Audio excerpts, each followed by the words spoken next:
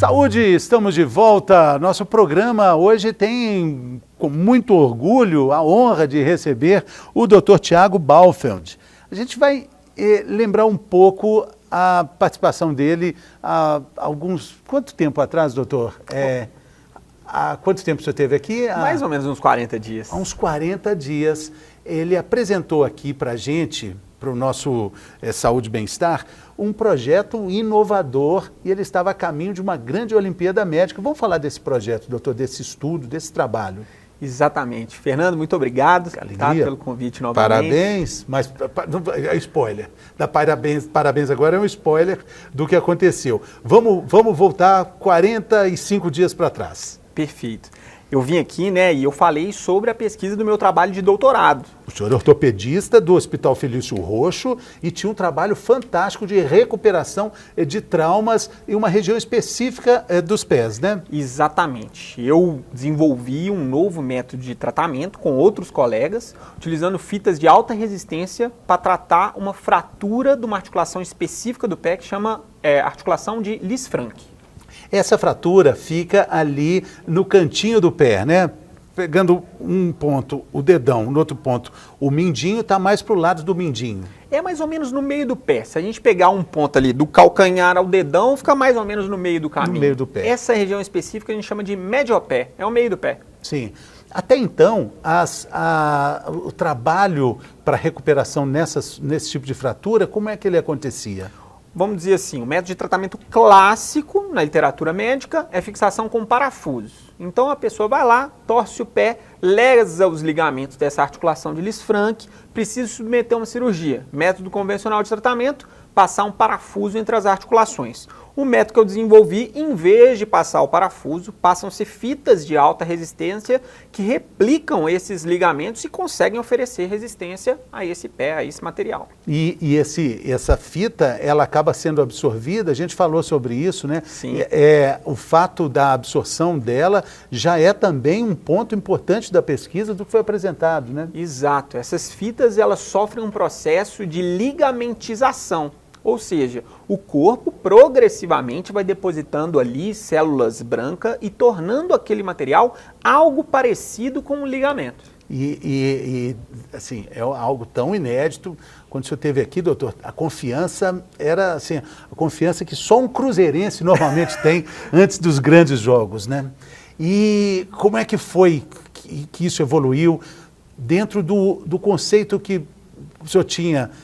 Comunidade médica internacional, o que dava para esperar antes da participação nesse importante evento na Suíça, que reunia pesquisas feitas literalmente no mundo todo? Exato. Então, Fernando, foi incrível, né? Esse evento da AO Trauma, que foi lá em Davos, reuniu 10 trabalhos científicos de pessoas ao redor do mundo inteiro. Então, eu conheci pessoas do Iraque, da Coreia, dos Estados Unidos, da Austrália, que estavam lá também defendendo suas regiões com seus trabalhos científicos. E fui lá trazer esse trabalho de produção aqui nacional brasileira para defender ele lá contra tantos bons pesquisadores, tantos bons trabalhos lá na Suíça. Produção mineira, né? Belo Horizontina, né? Isso.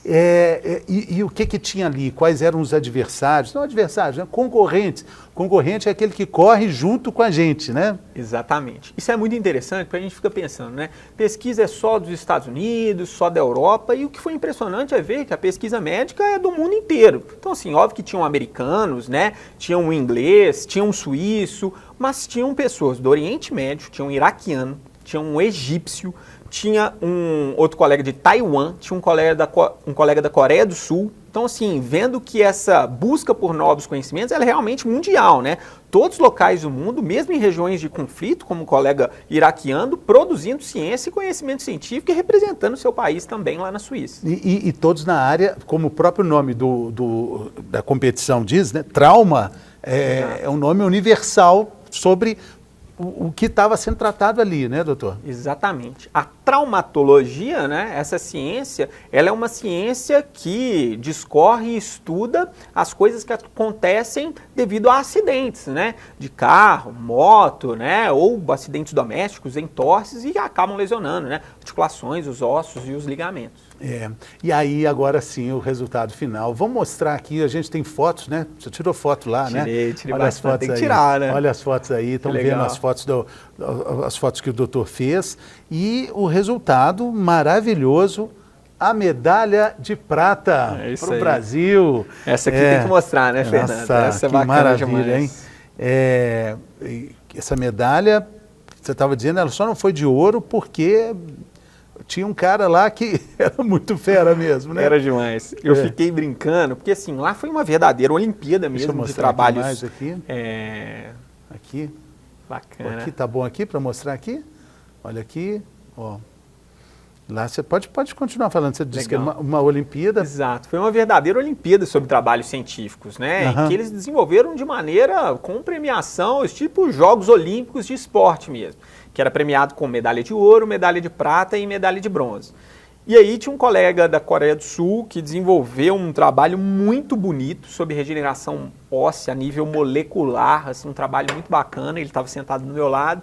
E assim que ele acabou de apresentar, eu brinquei com ele, eu falei, olha, você não merece a medalha de ouro não, você merece o prêmio Nobel, porque o seu trabalho é muito legal. Você falou com ele em inglês. Exato, falamos em inglês, todos conversando em inglês lá. E aqui é um diploma, né, que a gente vai mostrar aqui também. Exatamente. Quando ele apresentou, você falou assim, o ouro é dele, vamos lutar pela prata. Acabou, todo mundo já brincou assim, olha, eu acho que esse cara ganhou, né? E aí foi muito bacana, porque obviamente eram 10 pessoas ao redor do mundo inteiro. Todos os trabalhos eram muito bons, né? Todos os colegas já tiveram mérito de chegar até lá, né? Então, quando me anunciaram como vencedor da melhor medalha de prata, né, o segundo lugar no mundo em trabalhos científicos, eu realmente fiquei muito contente, até surpreso na hora e foi muito gratificante, assim, ver também o reconhecimento dos outros colegas, vendo a importância do trabalho que eu desenvolvi. Esse júri, ele é também internacionalizado, assim? Ele tem pessoas do mundo todo? Exatamente. Foi um júri muito bacana, o que trouxe muito corpo, assim, à premiação, porque essa instituição, a O Foundation, ela é uma instituição gigantesca, bilionária, que financia pesquisa ao redor do mundo. Então estava o presidente da fundação, o presidente da fundação científica e todos os diretores de pesquisa regionais do mundo lá. Então tinha representantes da Oceania, do Pacífico, do Oriente Médio, Europa, América do Norte e América Latina, todos julgando trabalhos, vamos dizer assim, da forma mais transparente possível para conseguir premiar aí os 3 primeiros colocados. Terceiro lugar? O terceiro lugar foi um americano. Sim. Exato. Agora, a gente falou muito sobre a possibilidade de levar isso para o maior número de pessoas, essa técnica, esse estudo. O fato de ganhar o prêmio coloca mais facilidade nesse desafio? O que você enxerga daqui para frente, já que o prêmio é uma franquia, né? Marco, um carimbo. Exato. De que a técnica pode ser usada com segurança, enfim. Exatamente. Isso é muito interessante. Então, assim, no meio internacional, assim, ficou uma coisa bem bacana. Eu recebi outros convites para poder falar dessa técnica em outras oportunidades. Localmente, eu vou ter, assim, um marco muito importante, que 13 de fevereiro agora eu vou defender o meu doutorado na Universidade Federal de Minas Gerais sobre esse tema. Então, localmente, vamos ter outro marco e, sem dúvida, isso chancela e abre a porta. Mais ou menos como acabou de ganhar a Champions League e chega para disputar o Campeonato Mineiro. Não vai nem tremer no doutorado. Poxa, nem tanto. Assim, não é a tanto turma assim, que está vindo na minha banca é uma turma da pesada aí também. É uma turma muito boa. Mas você vai usar a medalha, vai assustar até os jurados. Quando você entra de medalha, poxa, né? Vou te confessar que uma foto com a medalha eu coloquei lá no final da apresentação para tentar ganhar uns pontinhos, né? Interessante. Agora, tem uma curiosidade, né, que você disse, né, o ortopedista, poxa, bacana. Conta aí o que aconteceu depois que você foi comemorar. Queria mostrar de novo a medalha. A gente está vendo aqui, ó, tem um cabritinho aqui. Vou mostrar. Esse cabritinho é por causa dos Alpes suíços, né? Exatamente. Deve ser, né? É um símbolo suíço, um símbolo suíço. Exato. Vamos só ajustar aqui a câmera. Dá para imaginar como tem as montanhas lá, né? E você é um esquiador nato, como todo mineiro sabe esquiar, né? Nasceu esquiando, né? Mineiro nasceu esquiando, mineiro nasceu para isso, né? Exato. Aí você foi, conta aí, você foi comemorar esquiando. Exato, Fernando. Então, assim, eu ganhei a medalha na quinta, na sexta-feira à noite eu ia voltar para o Brasil e falei, vou fazer uma das coisas que eu não faço há um bom tempo, pela pandemia. Resolvi dar uma esquiada de manhã, o tempo não estava lá essas coisas, muita neve, etc. O tempo fechou. No final do esqui, por uma bobagem, caí lá, lesei 2 ligamentos do meu joelho, tive que voltar com o joelho inchado pro Brasil, pedir socorro a um colega e ser operado. Você não quis operar lá na banca médica, lá seria uma operação de altíssimo gabarito internacional, doutor? Não tenho dúvida, né? Obviamente que os colegas lá têm total competência, mas operar aqui dentro do território mineiro, com cirurgiões tão competentes quanto, né? Foi muito mais confortável. Você operou no Felício Roxo? Operei no Felício Roxo. Sim. Exatamente. Quem anestesiou foi o Bibil? Quase que não, foi um dos colegas do Bibil lá. Agora, por que, só uma curiosidade, quando o esqui, por que tantos acidentes o esqui? Ele imobiliza, ele prende muito o tornozelo e por isso o joelho sofre? É assim que acontece a torção? O joelho ele fica como se fosse um fulcro. É como se você tivesse um pé muito grande, porque ele está fixo ao esqui. O que aconteceu comigo? A parte da frente prendeu e aí o fulcro de movimento foi no meu joelho torceu. Não foi uma queda muito grande, mas todo o movimento se dissipou no meu joelho e os ligamentos acabaram não aguentando. Nossa, na hora você viu, você mesmo se deu o diagnóstico? Infelizmente, na hora eu sabia o que tinha acontecido. Pelo estalo, pelo jeito que eu caí, pelo jeito que inchou, eu falei, vou chegar no Brasil, vou ter que operar.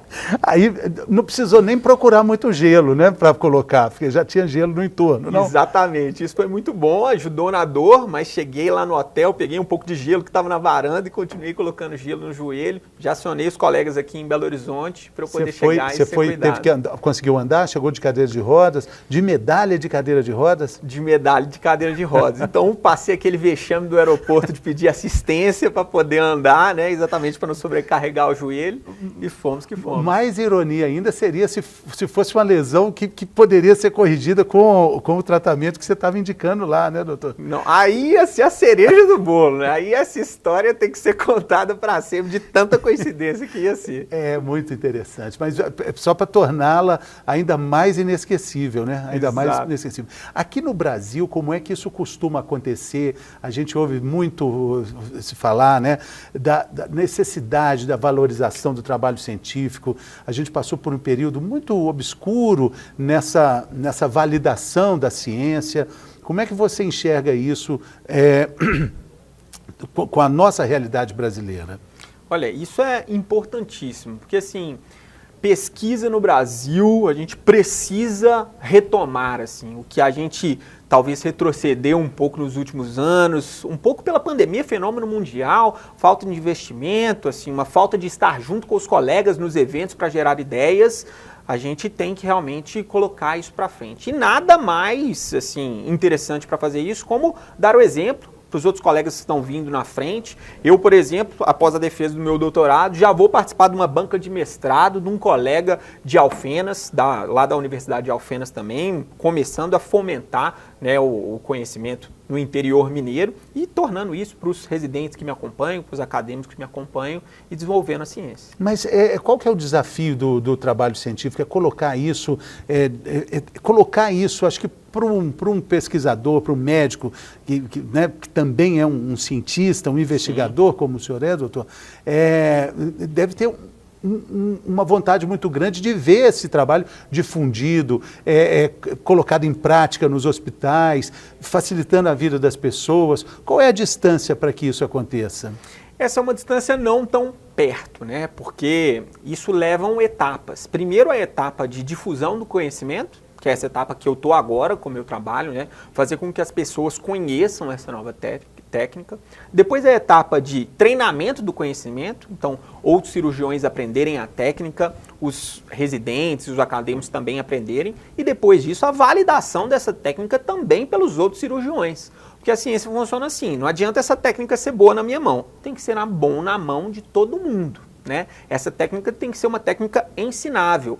treinável e reprodutível para que ela possa ser utilizada na população como um todo. Guardando as devidas proporções, isso acontece muito com a tecnologia da Fórmula 1, por exemplo. Existem vários aspectos dos carros da Fórmula 1 que acabam chegando nos carros normais. Um dos exemplos é o freio ABS, por exemplo, algum tipo de suspensão. Tem que testar lá, tem que começar. E aí chega para o carro normal. Na pesquisa, o caminho deve ser muito maior, né?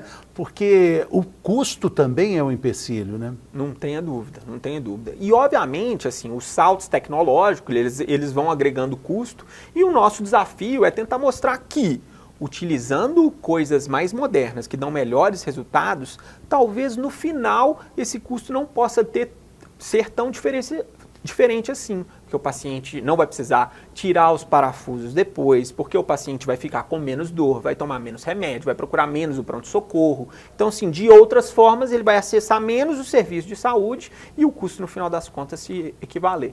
Aí se a gente vê, por exemplo, a evolução, né, do gesso, né, aquele gesso quadradão ali, em outros tempos isso estaria engessado hoje, não? Exatamente.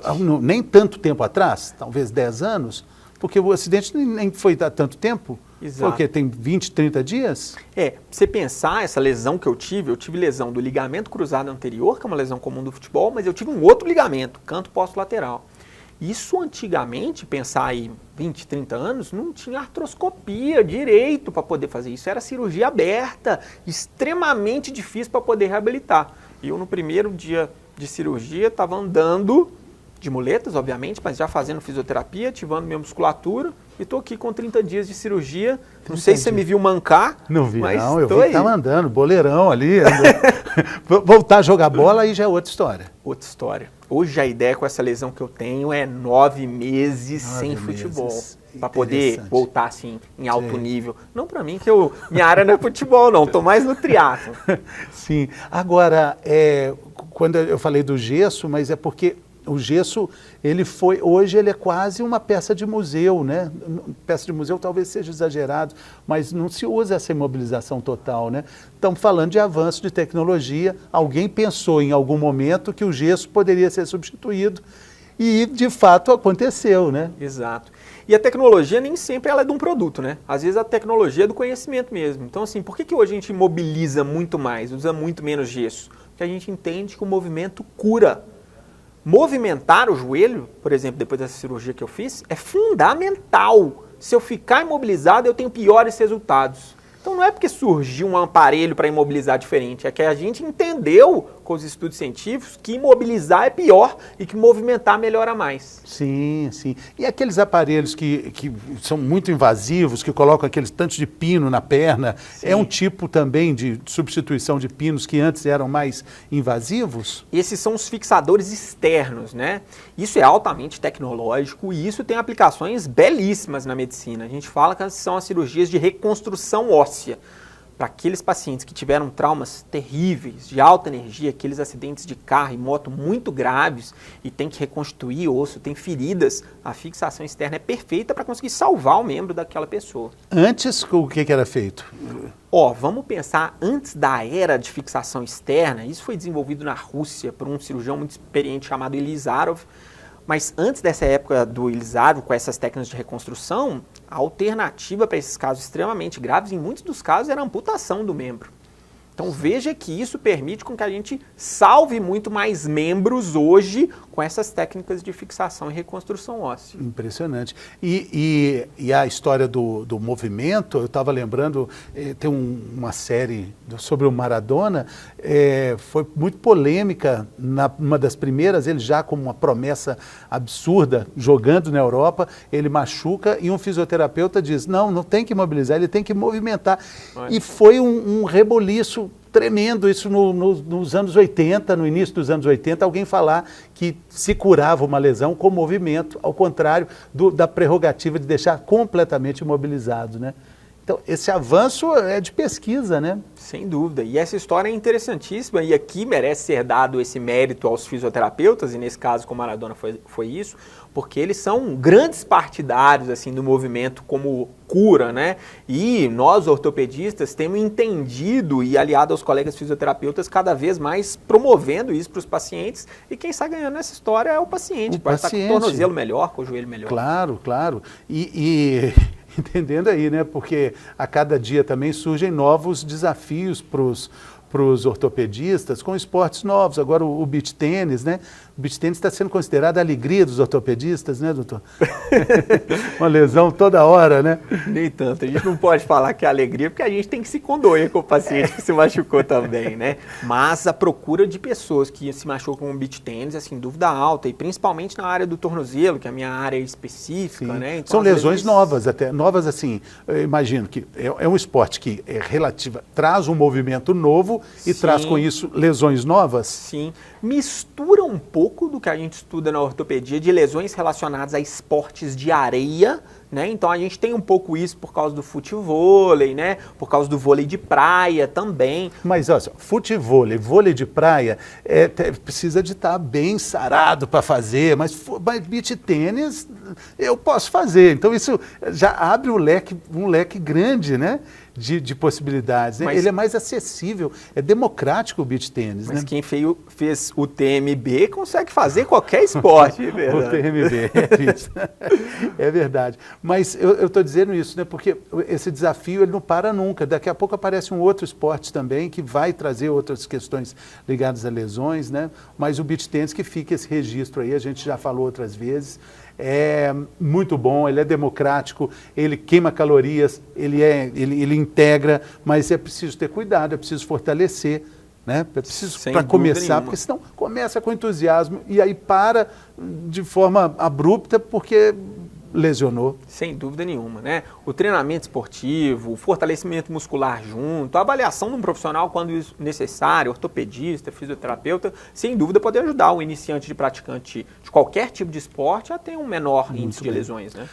Então, doutor Tiago, muito obrigado pela sua participação, parabéns pela medalha. Eu queria que você falasse aí os novos caminhos, você agora segue com essa medalha definitivamente no currículo para novos desafios, né? Exatamente. Você pensa em avançar na pesquisa para outras frentes ou desenvolver exatamente esse tratamento? Exato. Então, assim, o próximo passo imediato é a minha defesa de doutorado, agora, dia 13 de fevereiro, Deus quiser, vai dar tudo certo. Deus quiser. E, obviamente, assim, meu coração é de pesquisador, eu tenho já interesse, a cabeça está trabalhando para a gente já começar a pensar no pós-doutorado, e essa é uma linha de pesquisa que eu vou levar por um bom tempo. A gente quer colocar um braço em cada lugar, né? Então a gente tem outras linhas de pesquisa bacanas sendo levadas à frente também, mas a pesquisa com não recuperação pode parar. também, ligadas à recuperação? Ligadas à recuperação de cartilagem, é uma coisa que eu tenho estudado muito, ligado a cirurgias minimamente invasivas, a artroscopias, a métodos com menos invasão para fazer grandes coisas dentro das cirurgias. E hoje a gente vê, né, a longevidade como algo muito tangível, muito palpável. A gente, de fato, com sorte, com energia boa, a gente vai viver mais. Mas a gente precisa de joelhos fortes, a gente precisa de tornozelos saudáveis. Exato. Também. Acho que é um desafio para pesquisadores como o senhor, doutor. Com certeza. Isso é uma coisa para a longevidade, uma coisa que casa muito com prótese, né? Hoje, sim, nosso desafio é criar implantes que possam durar o tanto que as pessoas estão vivendo. Porque, obviamente, se a pessoa durar muito, for muito longeva, ela vai precisar de um implante, um dispositivo que seja tão durável quanto ela. Então, isso, sem dúvida, é um grande desafio. O tênis, por exemplo, né, permite, é um esporte que tem alguns implantes aí no joelho que permite o jogador ter uma longevidade, aí estamos falando de 90 anos, tem gente com 90 anos jogando tênis. Sim, né? A recreação, e mesmo com 90 anos fazendo corrida e fazendo outros esportes, né? É sabido que praticar esporte, mesmo na idade mais avançada, aumenta ainda mais a longevidade, né? Então, muito importantíssimo. Bem. Falamos aqui com o vice-campeão internacional, Dr. Tiago Balfeld. Muito obrigado, sucesso, parabéns. Sempre que tiver medalha nova, volte sem medalha também. Vamos conversar, falar sobre novidades. Sempre bem-vindo, doutor. É isso aí. Valeu. Muito obrigado. Muito obrigado também pela sua companhia. A gente fica por aqui, mas também volta por aqui. Até a próxima. Saúde!